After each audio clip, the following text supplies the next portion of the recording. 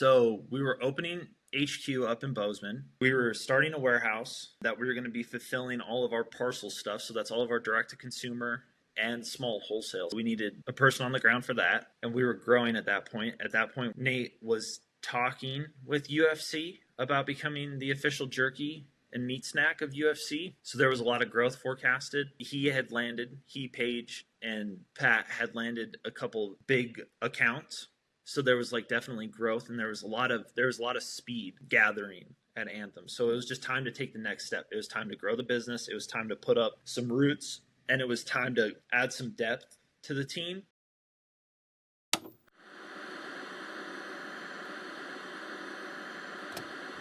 That's not much of a change for you, right? My name is Kerry Kite. I used to load bombs in the Air Force, and now I'm a writer, a filmmaker, and an entrepreneur. Through using the post 9/11 GI Bill to go to college, working hourly jobs to pay the bills, and freelancing my way into a career, I've studied what it takes to successfully transition from service to civilian, and that study has become a conversation. On this podcast, I speak to other veterans, successful artists, and entrepreneurs about their transition, what they did well, where they failed, what they learned, and most importantly, how they applied their skills. Episode 130 features Billings, an Air Force EOD veteran, general manager of Anthem Snacks, and co-owner of EODstuff.com. Welcome. This is Veteran Made. Our merch store is live at store.veteranmadeproductions.com. Grab hats, t-shirts, and hoodies in both performance and tri-blend cotton fabrics. Use code VM-5OFF for 5% off your purchase. Veteran Made is also sponsored by GoPills, a military-grade nootropic that contributes to brain health over time. Use code VM15 at checkout for 15% off. I get my collagen protein from Bubs Naturals, where you can use code VETERANMADE, all one word, at checkout for 20% off your order. We're also proud to partner with True Made Foods, which makes condiments free from added sugar and sweetened with real foods. Use code VET at checkout for 15% off. And lastly, I end my day with Rack Out from Bravo Actual to maintain quality sleep, resulting in a well-rested body and mind. Use code VETERANMADE with a space between the words at checkout for 15% off your order. Enjoy the episode. All right. Good morning from the great state of Ohio for me. Good morning. Thanks, bro. Much great state of appreciated. Montana. Drew here. Billings. Welcome to Veteran Made. Yeah, man, I'm super stoked to have you. And I just found out this is your first ever podcast, so I'm excited that you're doing your first one with us, which is an honor. And I'm very excited to talk about what you've got going on right now, what you're moving into, and some of the exciting things that you and Paige have on the horizon on the entrepreneurial front. But for those of us who don't know who you are, if you could just give us a brief primer on who you are and where and when you served, what role you're in right now, and then sure. So I don't expect anybody to know who I am. Jump into some questions. I was an EOD tech in the Air Force and in the Army. I enlisted in 2016. Went to EOD school in 17, and then I got out in the summer of 2023. So I've been separated for almost 2 years now. Live in Montana, up in Southwest Montana in Bozeman. Where I'm the general manager for Anthem Snacks. I work for Nate Kuwana, who was an alumni of Veteran Made, former third group Bravo. Super fun. And then outside of Anthem, Paige and I just bought a small business, just a cool little side hustle. It's called EODstuff.com. And that will launch probably around March 1st is what we're expecting. It's been around since 2015, and the previous EOD family that owned it, Kurt and Kelly, they were getting ready to move on and do something else with their life, and they were thinking about closing it down. We reached out to them and said, hey, we'd like to keep it going and stuff. It's pretty iconic little business within the EOD community, so we're very excited to continue that.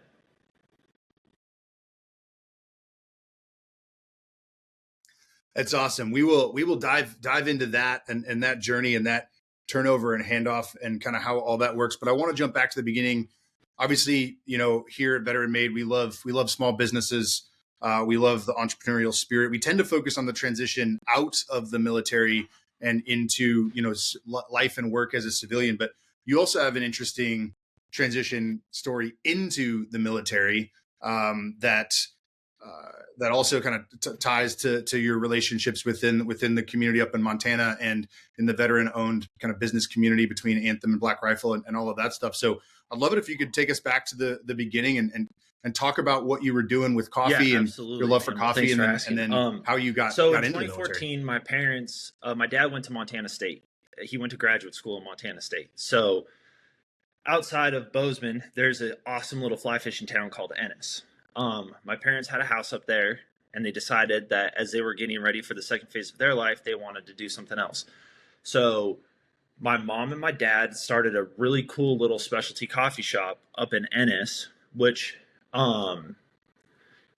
it was definitely like third wave coffee adjacent. It wasn't necessarily as like hipster and fruity as some of the cooler like spots that you find in big cities, but the coffee that we were serving and what we were doing with the coffee was really cool. We had done some stuff through some of the specialty coffee associations around the country.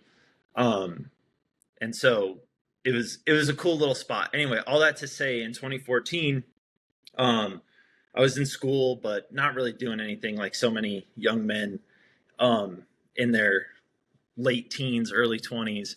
So I was just being a fly fishing bum and making coffee. And then through a series of like different circumstances, I met a guy named Jason Miller, who's a former recon Marine. And then I met a guy named Willie Blazer. And both of these guys had a huge impact on my life right out of the gate as soon as I kind of got up to Ennis full time. Anyway, Jason was a recon guy from the Marine Corps. He went to Fallujah, and he's just a tough dude. And he was cool. Like, he was just like fly fishing all the time, driving around to the coffee shop in Ranger panties. And like, he was just a cool dude. I was like, man, this guy certainly seems like he's got it figured out. And asked him about his life story. And he told me that, you know, the Marine Corps like kind of started him on his path. And I was like, oh, okay, cool. Then met a guy named Willie Blazer, who is a 75th Ranger Regiment guy. He's 375, and then went over to 19th Group. Anyway, I was talking to him, and I was like, dang, this military thing seems to be like a pretty cool through line for not only like self-actualization, but also like you really gain something out of it. Like they had this confidence about them that it was wild, because I didn't grow up around the mill. Like, I didn't have anybody in my direct family that was in the mill, didn't know anybody in the mill, didn't really know if I wanted to go into the mill at that point. Anyway, so I was like, okay, this is it. Anyway, so as I was getting ready to join the military and thinking about it and trying to figure out what to do, and like you, Carrie, wanted to do something where you like push yourself and really go on like a path, I guess, for lack of a better term. I was still doing the coffee thing, being a trout bum, and I enlisted into the Utah Air National Guard because they had a EOD flight, which is like the equivalent of a company in the Army, down in Salt Lake. Anyway, while I was waiting for orders to EOD school, I applied over at BRCC at Black Rifle because I love coffee. I had gotten a couple cool little certifications on like making coffee and stuff like that through some of these specialty coffee groups throughout the country, specifically up in like the Pacific Northwest and all that cool stuff. Anyway, all that to say, I started working at BRCC because of Willie Blazer, because he and Evan were on, they went through the Q course together, or they were on a team together at 19th Group, something like that.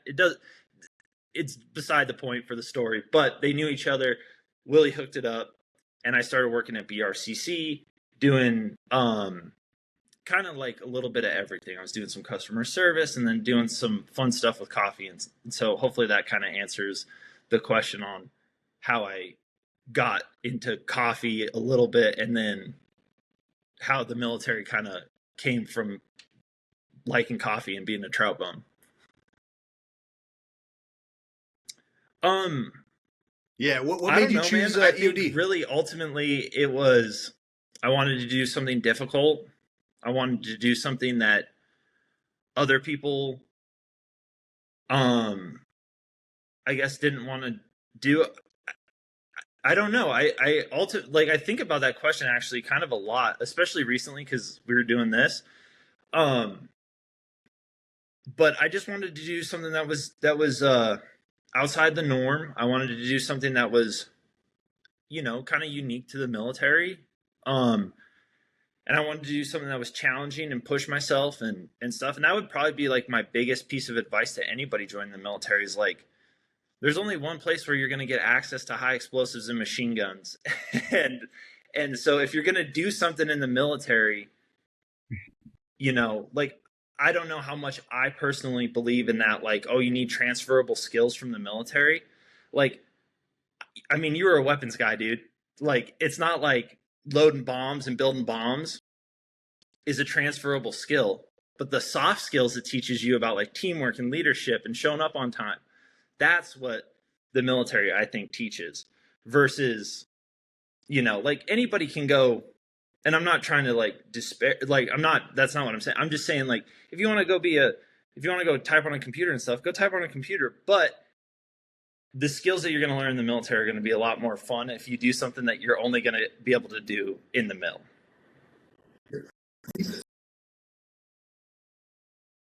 Yeah, I think that's right. I think we, especially now in the veteran community, as we focus so much on career transition, and we put them in these pillars and these buckets, right? Where there's, all right, what are my transferable skills on the professional side? What are my transferable skills on the interpersonal side? What are my skills that translate on the emotional side and the relational side? In reality, it's a fully integrated thing, right? And so you mentioned my journey, right? Like I wanted to go do something difficult. I wanted to go do something hard. I wanted to go do something that a lot of other people didn't want to do or did want to do and felt like they couldn't, right? And everybody knows my selection story. I went through, you know, got injured at the end and then had to get put into this other career field, which to your point, like I grew to love because it was something that did not have any direct transferable professional skills to what I wanted to do when I got out of the military, you know, to be a filmmaker and a working filmmaker. But B, it gave me the opportunity to do something really fun and really cool on a team. And while it wasn't high speed in the traditional sense that a lot of the soft career fields offer, it was very high speed in the sense that there were not a lot of people doing it in the Air Force, and you had to stay qualified every month. You know, you had to be really, really good at your job if you wanted to go get those awesome assignments and those awesome TDYs and those awesome deployments. And so I was able to put myself into that mind space and head space and heart space in an environment that through an environment that was you know how I'm trying to say it, like there's only a couple of different environments in the world that really allow you to do that, right? Military and then elite athletics, right? And those are like really the two that you can go do this kind of super fun stuff that you only get to do for a little while that you then have to move on from later on in life, right? And back to what we were saying earlier, I think we over index on the buckets of our transferable skills, but then we especially over index right now on the transferable skills. I'm seeing a lot on LinkedIn and Instagram about, you know, oh, you think I can't go out and sell, but look at the environment I used to work in. You know, it's guys flying around in helicopters or jumping out of planes or loading bombs or doing whatever. And, you know, there's a little bit of quirk to that. There's a little bit of snark to that I appreciate because of my background in the military. But there's also a danger in that because that's not really what the military provides, is the transferable skills. It provides the transferable experiences, the life experience that you're going to get serving in a unit, serving, you know, in a company, serving in a flight, whatever it might be, that you're just not going to get anywhere else. It's one of those things that's like, yeah, it really is. It's a remarkable experience. I mean, we've touched on this before. There's a reason why we both got out too at the same time. So for like the young people that will listen to this in the future, right? Like there is a reason why we both got out and moved on. But at the same time, it is, especially for young men, I think it is an excellent springboard into early adulthood and becoming a man in the way that like your parents and your coaches don't necessarily teach you. Because we've talked about this before as well. It's different when there's a grown ass man that will fuck you up if you do something wrong. That cares about you in a different way. That isn't, it's paternal, but it's not the same type of father figure or coach figure that you grew up with when you were, you know, 12 to 18. Yep. Yeah. It can't be, right? And like that's one of the tough. I mean, I'm a young father. I've got an almost 5-year-old and another one on the way. And I think about it a lot where I'm going to prepare my kids as best that I can, but then I need to pass them off to other people and to other experiences and to other environments that could provide things for them that I can't provide. So it's my job for the first, my role for the first, 18 to whatever years of their life, and then to stay connected with them and to stay connected to them as they go off and have these other experiences. But that's a really good point, man. I hadn't really thought of it that way, and I hadn't articulated it, but I've been thinking about that as my daughter grows up and we prepare to have another one. It's like, you have to let your kids go. You have to let your kids go do hard things. You have to go let your kids be in a position to fail, like I did, and then see some success afterwards, hopefully, and be there for them through that. But we as people, and I think specifically as men, boys, and then men, we need that, those different environments that are going to test us and that are going to kind of show us who we are and what we're made of, and then give us that next springboard. I think that you can say the same thing about yourself, right? Like you gotta give yourself the permission to go to a place where you can fail, where maybe the odds aren't necessarily in your favor, and see what it'll teach you.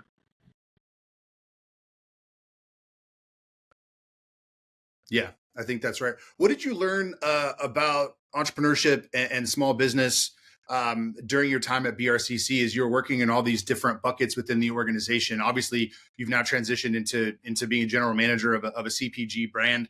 And so I'm sure there's a lot that you learned foundationally during your time there. What was the value specifically in being a utility player there and doing surrounding yourself with people that are also true believers? Like, I think Evan, Matt, JT were the guys that I worked with very closely, and I worked specifically more with Evan and Matt just because I just had more, we were just doing more stuff with them. JT was on that creative side, and I was more doing kind of the ops and customer service and stuff. So it was a little bit more how the task was delineated, right? So I ended up talking to those guys a lot more just because I needed feedback and that kind of stuff. Anyway, it taught me so much. I think, number one, I think that company is amazing. I think Evan and Matt and JT and that whole crew that built it to what it is, they built $1 billion brand by hustling. Those dudes were there every day. I would leave, they were there. I would get there, they were there. And so I think ultimately what BRCC taught me about was the value of just showing up and doing the work and believing in what you're doing. Evan's a legit coffee head. He loves coffee. So that's why BRCC's great. They won the Golden Cup Award from the Specialty Coffee Association in Seattle. I think it was in 2023 or 2024, but their head roaster, BRCC's Edwin, is legit. He is insanely talented at roasting coffee. And so I think it's just aligning yourself with people that love the thing that you're doing, and then cultivating an environment where you're a team and you're working together and you're hustling and you're showing up and you believe in what you're doing. So I think that's probably what I felt especially at that time in my life.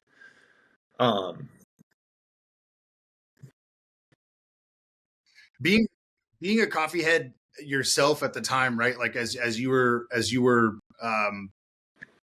moving into that organization to do a bunch of different things, I think there's value here to think about it like this, because people have a goal professionally, right? I'm good at this thing. I have a talent for this.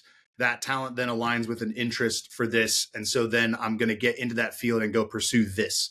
Well, what ends up happening, it happened to me, right? I wanted to write and direct films, but then I got into advertising and found out that I had a love for producing and setting up the team who was going to do those things that I initially thought I wanted to do, and then scaling to run more of the business side and the operation side of production, and scaling productions and scaling companies, and putting everybody else in a position to do the thing that I thought I originally wanted to do.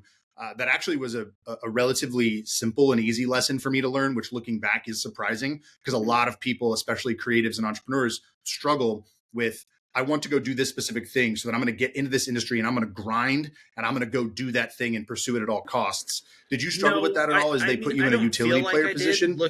Looking back on it, man, I just wanted, number one, Paige and I were about to get married and stuff, and I hadn't graduated. I hadn't got my undergraduate yet, so I was like, I just needed a paycheck. So I was number one. Like there was some of like that, you know, real world crashing in very quickly.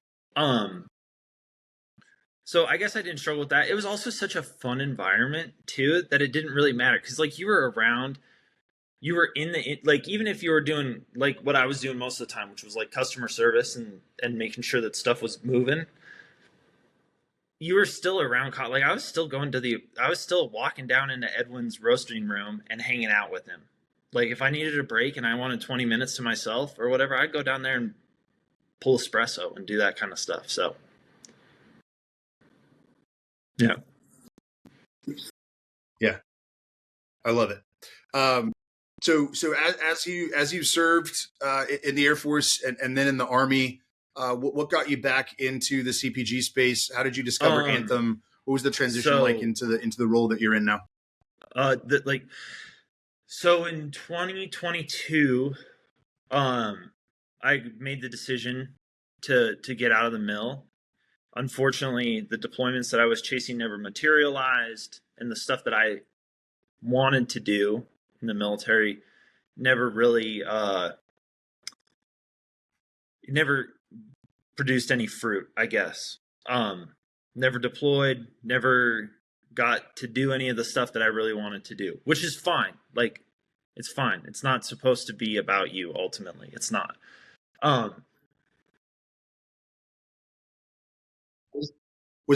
What did that process feel like? Because that's something that's come up a lot on the podcast, and it's come up a lot on the interactions on social and DMs and things like that from people who've talked about it with me. That you get into the military, you do something that you want to do, you make it into you get selected for an elite career field like you did, and you don't get to go do those things that everybody else is doing, and that you were chasing. How did it feel like in a lot of ways? I think about it a lot.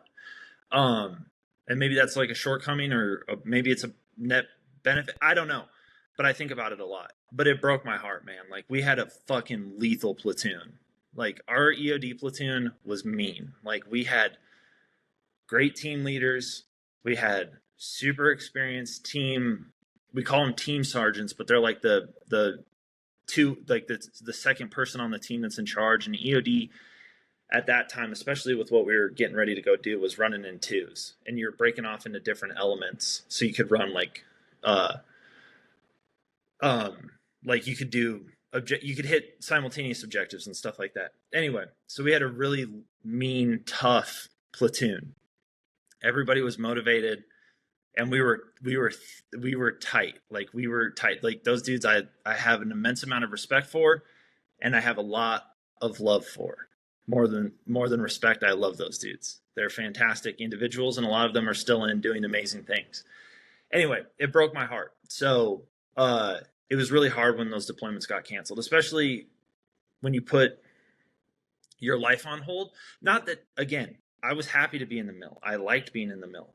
But I also did put a lot of stuff on hold that maybe, who knows what it could have happened. But all that to say, it was just it broke my heart ultimately. Like not even frustrating, like full on, like broke my heart.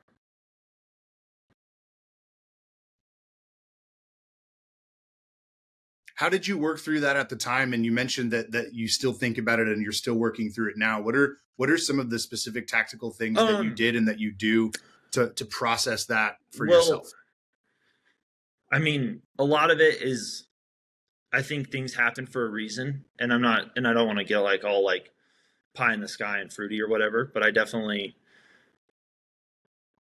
to say like I prayed about it, because I didn't sit down and like pray about it, but I had like a lot of like conversations with whatever's out there after this, and stuff. Cause it was really frustrating, man, at the time. Like it was frustrating. Like I really wanted to go. So I just accepted it for what it was, man. It just wasn't in the cards for me. And I have good buddies that were in for a very long time, that would have been their first deployment too, and stuff. So it was hard. So like I wasn't alone. But I also knew that like that was probably a sign to be like, hey, you tried. and it's okay to move on.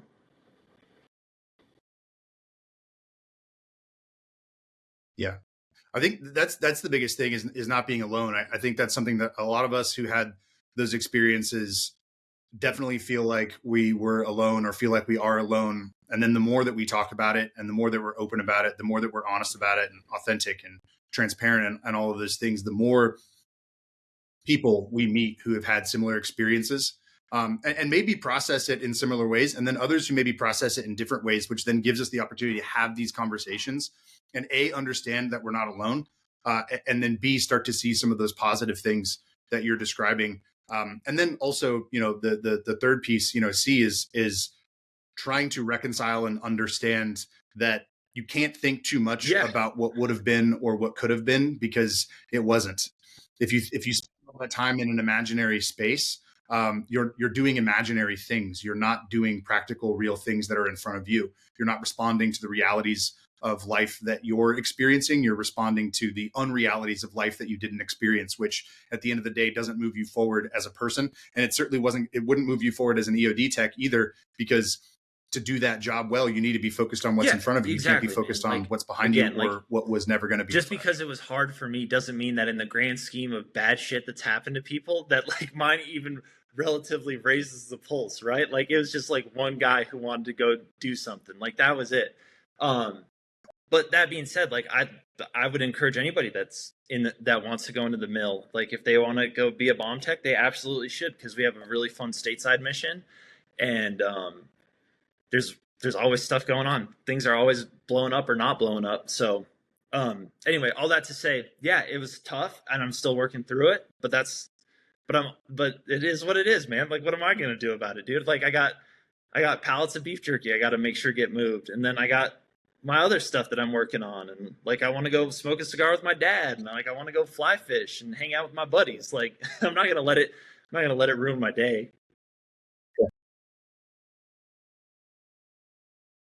Yeah, that's exactly right. It's a great way to look at it. So what ultimately made you decide to walk away from it? And separate from the military, and then I just kind of made like a cost benefit analysis with Paige. I was like, look, like if maybe you go and it breaks your way, that would be a positive, right? You get a trip or something cool. You get to go do what you want to do, go to a cool spot. That would be the positive. But the costs outweighed the benefits, because it was like, man, if I was doing what I was doing for another 5 or 6 years, I would have been pretty bummed. Just because I didn't want to just stay. Like I felt like I was in real danger of stagnating very quickly, because at that point I had gotten a graduate degree while I was on active duty, and like I wanted to continue to push myself, and it seemed like the door on what the military was, where I could push myself, it seemed like it wasn't closed, but it didn't seem like it was nearly as open as it once was.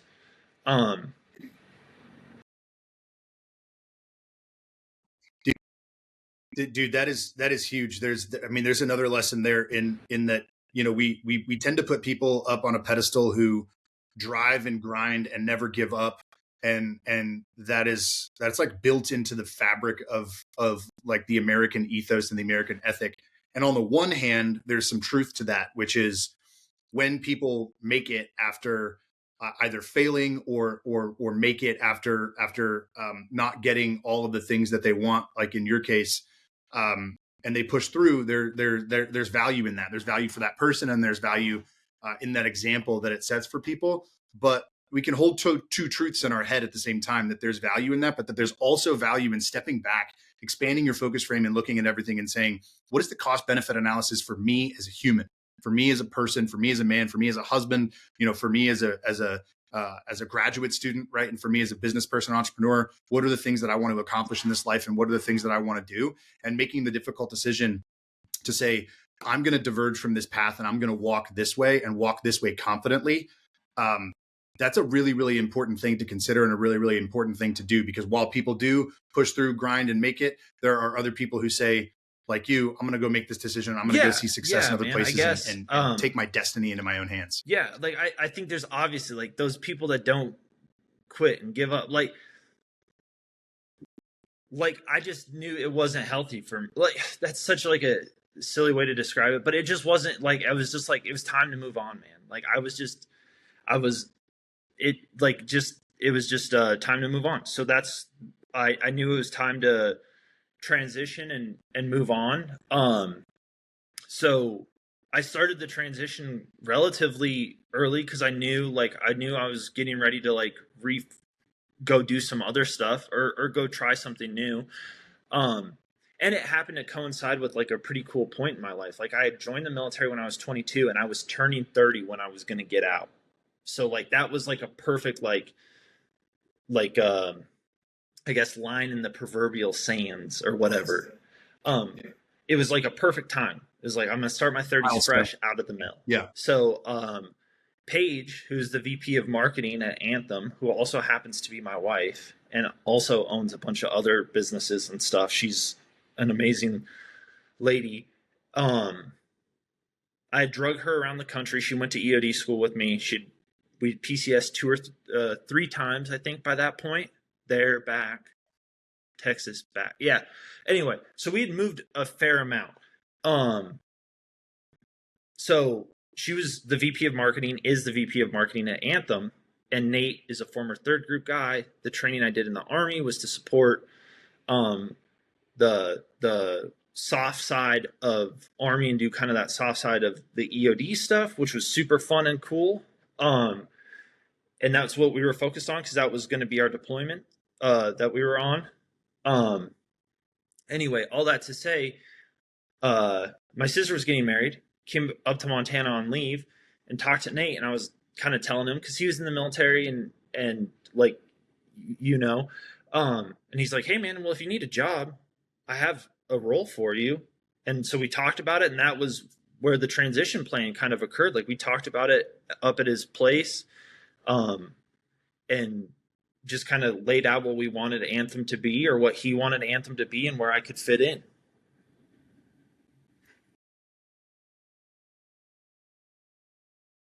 Walk us through that conversation. What did you two lay out together, and what made you feel like you were the right fit for the role? And what do you think made him think that you were the right fit for the role as you had that conversation? Well, we both had left the mill. Like, I mean, we were both in the, like, he was obviously a Green Beret, and then I was doing the EOD stuff. And then, so I guess there was like a lot of like kind of known quantity there. Like he knew that I would show up on time and like I would try. and there was like some of the requisite amount of effort that like just that I think is very, very valuable. That the military teaches you is like, you're just going to put in the effort. And so, and by that point, dude, I had an undergraduate degree. I had a graduate degree. I was finishing up my like team leader cert and stuff. And anyway, I don't know. We were both enlisted guys and we both had degrees and shit. I don't know, man. I just feel like there was a lot of commonality there. And I think I would like to think he knew that I would bust my ass for him and try and that there probably wasn't anything that was outside of my knowledge and my abilities or my skills, at least. Like I could figure out how to make it work. And so, especially with what Nate needed help with, it was like operations and planning and facilitating. And it's all of those soft skills that you learn from the mill. And so, yeah, so I think that if that answers the question. Yeah. Well, I mean, I'm curious. It does answer the question, but I'm curious, like, what was the state of the organization, so to speak? Like, what stage was Anthem at? And as you were going to come in and facilitate and run operations, and like, was he looking to grow? Were you helping to look at grow to help it grow, or what specifically did you come on board to do? What were the needs of the organization? And how did you fill them? So we were building out a building. So we were starting a warehouse. that we were going to be fulfilling all of our parcel stuff. So that's all of our direct to consumer and small wholesale. So anything under a pallet. So we needed a person on the ground for that. And we were growing at that point. At that point, Nate was talking with UFC about becoming the official jerky and meat snack of UFC. So there was a lot of growth forecasted. He, Paige, and Pat had landed a couple big accounts. So there was like definitely growth, and there was a lot of speed gathering at Anthem. So it was just time to take the next step. It was time to grow the business. It was time to put up some roots, and it was time to add some depth to the team. I think more than anything, because at that point they were lean and mean. It was just those three, and they were doing a lot. They were moving a lot of product as three people, and it was time to add some depth and a little bit of redundancy into the program to help Pat out, because it's hard to do logistics and stuff when you're by yourself. And then if you don't have, because we're so small, we don't necessarily have like a buddy check. You have to have the confidence that you did it right the first time. And so if something got dropped, it was a bigger deal than it probably would be at a bigger company. Not that that's a problem. I mean, like, the flexibility is really nice because you can move really, really quick. But on the other hand, if something gets dropped through no fault of anybody's own, everybody's a person, it's like the consequences can be kind of big. Or if something doesn't show up on time, right? These distributors, they beat you up on price, man. Like, they fine you if you're not there within like their 12-hour window and stuff. So there are some big consequences to not doing the job right, especially, and then when you're working for a guy who's bootstrapping it like Nate and doing it himself, you're not playing with, like, you're playing with your buddy's money, which is almost worse than playing with your own money. Yeah. Yeah. Well, yeah. And then you've got all these retailers, and you've got this, partnership that is brewing, that you're going to be the official sponsor, one of the official sponsors for, one of the largest sports organizations in the world. The retailers that you guys are in now, I saw you in Dick's Sporting Goods the other day, over the Christmas season when I was crapping some stuff in there. I think I texted Paige a picture of it. And then, I've seen you guys in all these, I've been in Montana a few times. So I've seen you obviously in a lot of the local gas stations and things like that, but I've seen you nationally at all these gas stations. So yeah, when you're talking about major retailers, you're talking about major partnerships and sponsorships. Like, that's the real deal. Like that's business at a very, very high level. So how did you hit the ground running, and how'd you get deep quickly? So how quickly after that conversation at your sister's wedding did you join the organization, and what were the first steps, and how did you grow within that landscape that you saw? That was in September. Nate saw unfolding. That was September. So I had I hit terminal leave May the next year. So I had like 9 months or something about. So knew that was good.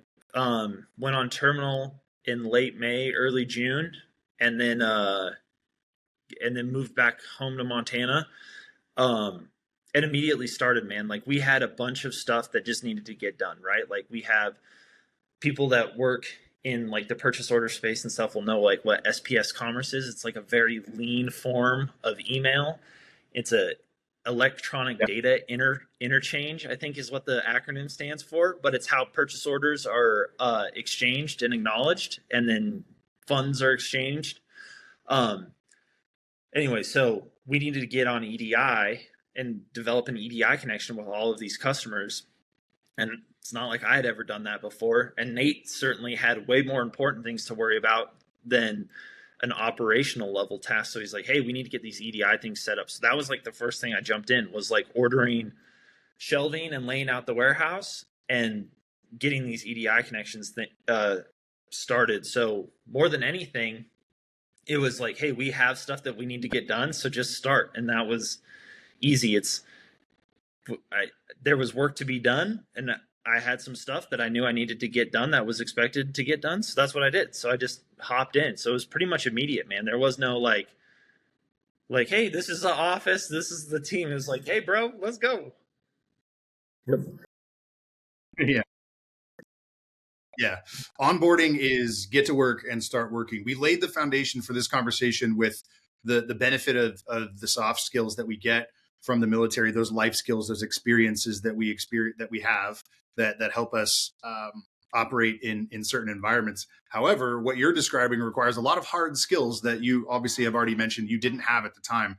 What was your mindset like, and what did you do Dude, to I start just leverage accomplishing people, tasks man. that you were Like if there was unfamiliar somebody with that up knew to how that to point? do it, I was just like, I was like, hey man, look, I don't know how to do this.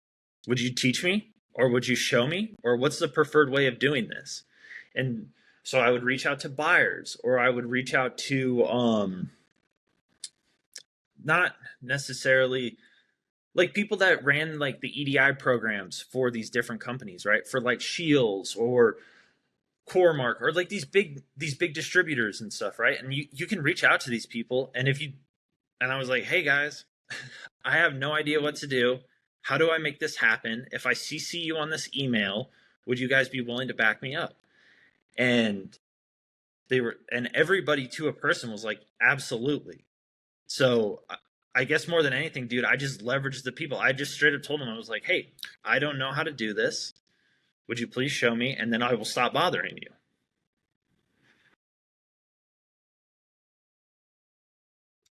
Dude, that transparency wins every single time. There's nothing more that clients, vendors, and contractors love more than hearing from somebody, hey, I'm not entirely sure how to do this thing, but here's the outcome that we need. I need your help.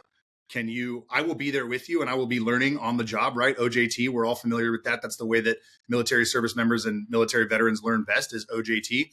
I'm here. I need help. I need support. I need to learn how to do this. You have the expertise.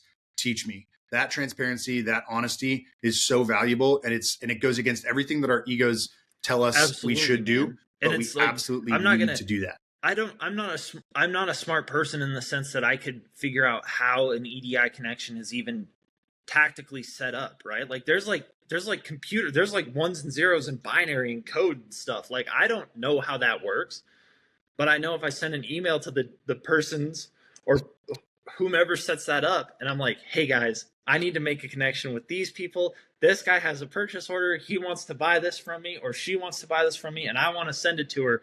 Will you please help us out? Everybody is like, absolutely. But I think that if the shoe is on the other foot, right? If somebody asks you, hey man, would you talk to me about like filmmaking and producing and show me kind of like some of the things that you wish you would have known more when I was there, you would do that too. So I think it's such a human thing to be like, yeah, dude, I'll help you out, man.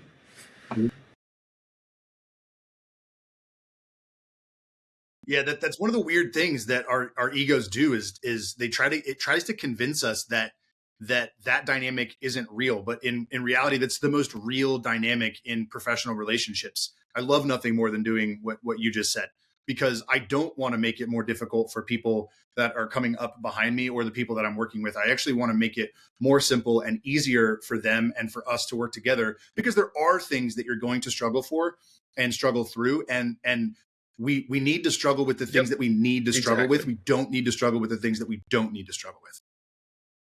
Yeah. Yeah. So, okay. So then organization is doing well. You've got all these retail partners. You've got the warehouse set up. You've got this partnership and sponsorship with the UFC. Things are going well. What in the hell makes you decide to start a side hustle and buy another business? What was the genesis of that? What was the interest in that? So and how did that process unfold? The EOD revolves around Eglin Air Force Base and the range and Navy School EOD out there. Like, so it revolves around there. Like, that is the hub. That is the universe's center for EOD. And being up in Southwest Montana, there's not too many bomb techs up here. I mean, there's a few running around, but there's not a ton. And I think that one thing that people that I don't want to do is I don't ever want to become disconnected from something that has had such a huge impact in my life. I don't want to be disconnected. Now, have I done a good job of that over these last 2 years? Probably not. But when we saw the opportunity and when we got the email Kurt and Kelly had sent out an email in August of this last year that said, hey, we're going to close down the business. And Paige and I looked at each other, and Paige was like, we should buy that. And I thought immediately, this is my excuse to stay connected to the community. They had this awesome, they had this really cool little, I guess, mascot is what I would refer to it as, called the Skeeb, which is based off of the Social Distortion Skelly, and he's got the bomb and the high cut helmet and the bottle of booze. It's just a cool little mascot. And a lot of EOD techs, including myself, have it tattooed, and it's just cool. Anyway, all that to say, like when I saw that they were going to close down, I thought, like, I don't want this to close down, because this is where I buy my super badass moto t-shirts to let everybody know that at one point I was a bomb tech. And so we reached out to him and said, hey guys, we'd like to buy the business. Can we have a discussion about that? Long story short, we made it happen. They had built this amazing business from 2015 until we officially took over on the 1st in 2025. So they had 10 years of customers and building the reputation and the business and stuff. And we just didn't want it to go away, I think, ultimately as well. Like, there were so many things. Like, not only is it a fun way to do a side hustle and have a project, it's also a way to stay connected to a community that we both really care a lot about. It's something that you don't want to see go away. And so it was all of those things. So I think it was just kind of the right time. And the one thing that I am really proud of, that I try to remind myself, and that Paige also does, is that we try to take risks, not in a flippant way, but in like a very like, hey, it's time to like push ourselves and try something new again. And so maybe it was a little bit of that too, man.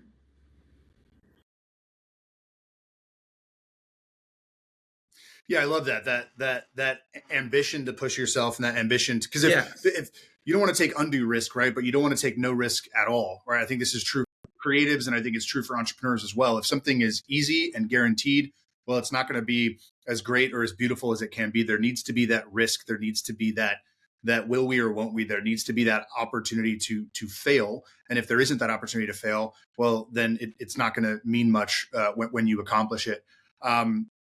Thinking about community, it's funny because, we all, everybody in the military, whether it's the military at large or branch specific or, MOS specific or, whatever nonprofit you're associated with or whatever, we love t-shirts, right? We love merch, we love gear, we love stuff, right? Like our entire life was built around gear when we were in the military, and we can't have all of that gear when we're out of the military, anymore. We can still have some of it, but t-shirts and merch are a great way for us to stay connected to our community.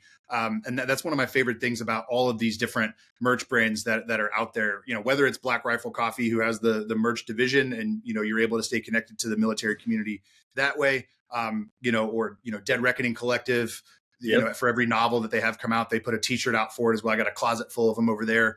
And so, for you guys, as you're thinking to yourself, all right, I feel very connected to this community, but I also feel disconnected from this community, by geography, by what I'm doing now, by what they're doing now. This is a great way to stay connected.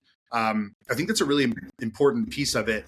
How you mentioned that being the genesis for one of the reasons why you wanted to take over the business, but talk a little bit more about that community and how staying connected through merch is a valuable thing for EOD guys. Let's not get it twisted, right? Like, it's t-shirts and hats and stickers and patches. It's not like we're not solving cancer, dude, or anything. Our job happens to, like, when the team leader's walking up to the device or to the piece of ordnance that needs to get turned off, like, it's very serious. But like, I'm just like, more than anything, Paige and I just want to be a positive spot for EOD techs to spend a little bit of money, where they know that, like, hey, I know Drew, I know Paige, they were true believers, they love EOD, and so I want to buy an EOD t-shirt and wear it around at the gym, or wear a cool hat at the baseball game, or at the USPSA match, or or whatever, dude. Like, I don't know. I like having a little something personally. Like, I like wearing a little camouflage baseball hat, or I like wearing a little EOD t-shirt from time to time, man. And I like the fact that it connects you to other veterans. That's one of the best parts about living in Southwest Montana is there's maybe not so many EOD techs up here, but there's a lot of veterans, and there's a lot of people that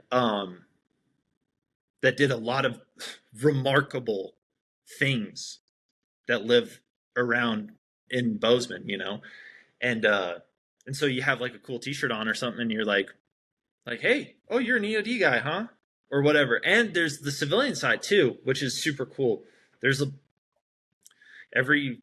most major police departments or fire departments, you know, they have a bomb squad too. So we're gonna do that too with the hazardous devices technicians and stuff, because we're all bomb techs, you know, ultimately. So it's just a cool way to stay connected, man. I guess more than anything, it's just a way to stay connected and signal to the other bomb techs that are walking around that you know what they do and they know what you do. Yeah. Yeah.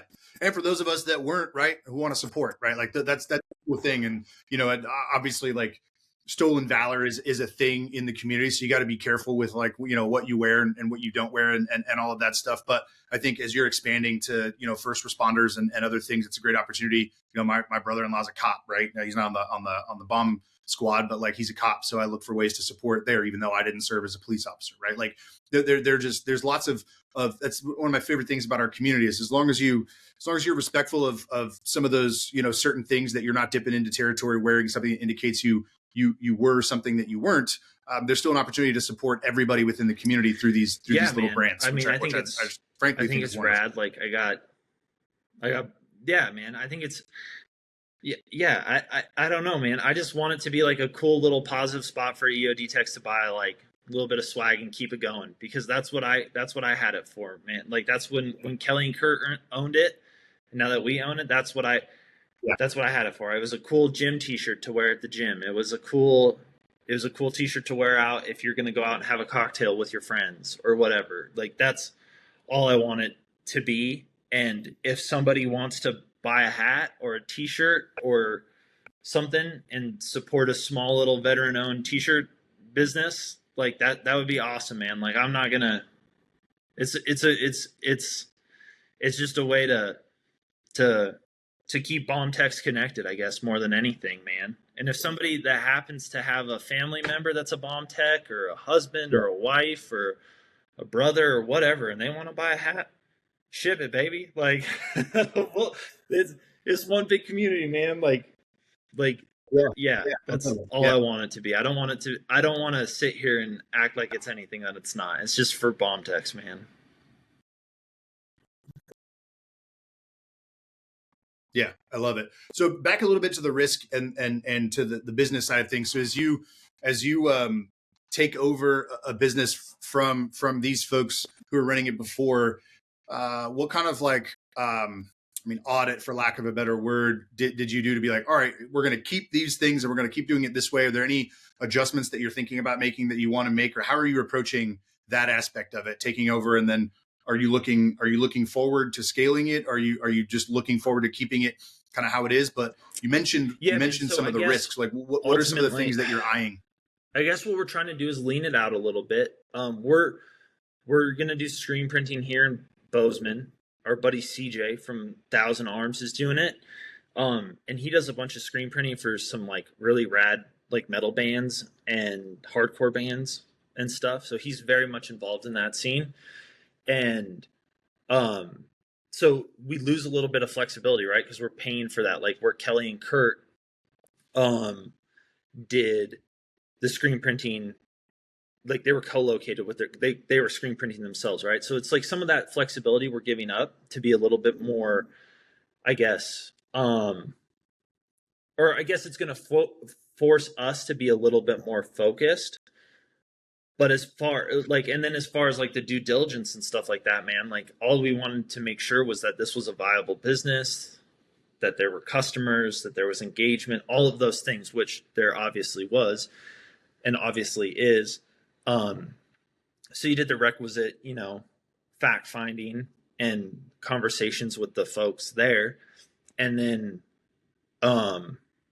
just moved on. As far as like what we want to take it into, like I think we want it to just be like a fun, unique place where there's going to be some evergreen stuff with like the badge, the EOD badge, both the military badge and the civilian badge, the HDS badge.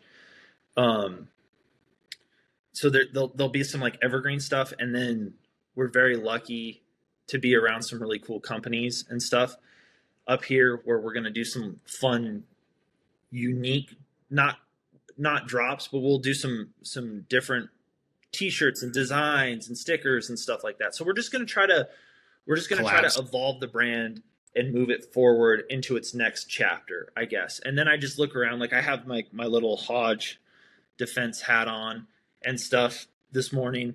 Like I'm trying to like find stuff that I find inspiring and cool around the community, right? Like these guys make awesome, they're like a rifle manufacturer. So they make cool rifle parts. And I think this is a cool hat. Like it's just a cool camo baseball hat. And so like just try to find inspiration and stuff that people around you that are kind of in parallel, that I guess I don't really know what to say, man. I just want it to be like a fun, like light-hearted thing. Oh, I love it. Yeah, you want to be a good steward of the brand that exists, but you want to push it in ways that only you and Paige can push it based on where you're located, who you're connected to, and your vantage point exactly, from within the community and then from without it as well. To find stuff outside that's like adjacent and stuff, I think too, which is why I guess. So just, yep. Yeah, man, it'll be fun. It'll be super cool. So I'm really excited for it. It'll be a way to stay connected, and it's a great excuse. Like we'll be down at the memorial this year and stuff. So it'll be great to see old buddies and new friends and all of that stuff. So.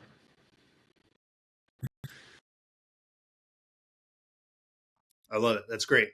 Well, I mean, that's a good segue. We're going to be respectful of your time and start to wrap things up. Where can folks find EOD stuff on social and online? Where can folks find you? Where can folks find Anthem Snacks? Where do you want to drive traffic? Anthem's available at anthemsnacks.com.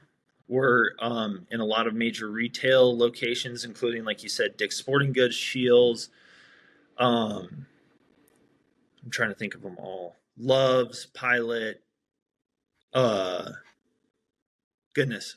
I work with the distributors, so I don't necessarily know every specific convenience chain that or mom and pop that buys it. Wegmans out on the East Coast, Giant Foods. Wow, that's a good.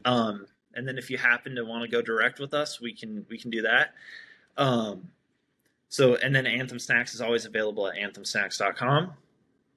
And if you haven't listened to Nate's story, I would encourage you to do that. And then EOD stuff will be at EOD stuff on Instagram. That's going to be Paige's thing. And then Paige is available at Front Page Bakes.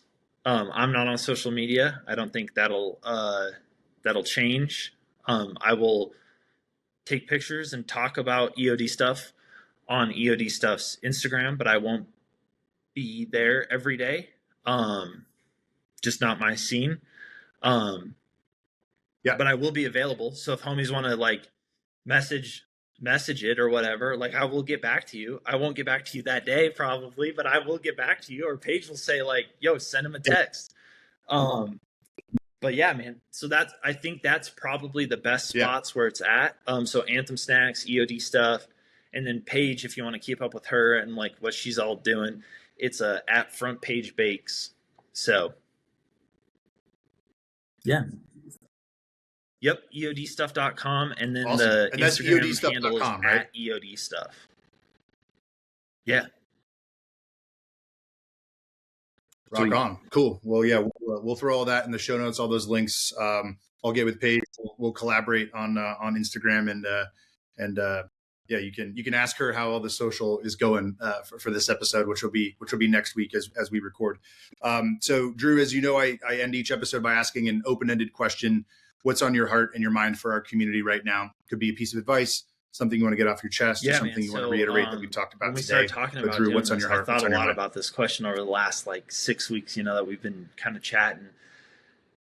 Yeah, no pressure, right? Well, number one, I'm obviously not qualified to say this, to offer any advice. So I guess what I am trying to do, and if people want to, if this works for them, I'm trying to let my veteran status inform me, but not define me. So, yeah, man. So that's what I'm working through right now. Well said. Yep. I love it. That's the dance. Yeah, I love it. Well, Drew, I appreciate you. Appreciate your time. Appreciate the snacks, and soon to appreciate the EOD stuff. I'll hop online and grab some stuff. Man, dude. And, I appreciate you, dude. Thanks for appreciate what you, you're man. doing Thanks for for chatting. Everybody in the community, man. No man is an island. Yep. Later, man. That's it. We're all here together.